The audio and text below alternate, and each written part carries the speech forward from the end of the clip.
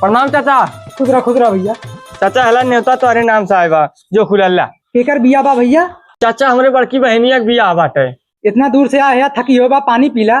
पानी ना पियब चाचा, जेकरी के यहाँ जात हई ते पनिये पियावत बाटे, मीठा खाद खाद हम उबियाइए। देखा भैया, जब तू हमरे घरे पानी ना पीबा हम तोरे घरे न्योतो करे ना आई।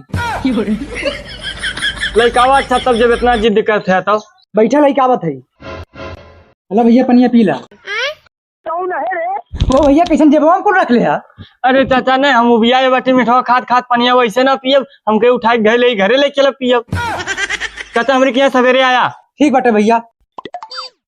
प्रणाम चाचा। खुश रहो बिजलिया। चाचा हला न्योता हमरे बड़की बहनिया के बियाह बाटे। ए ललवा ए यहाँ न्योता है, तनी पढ़ के बता दे कै तारीख के बाद।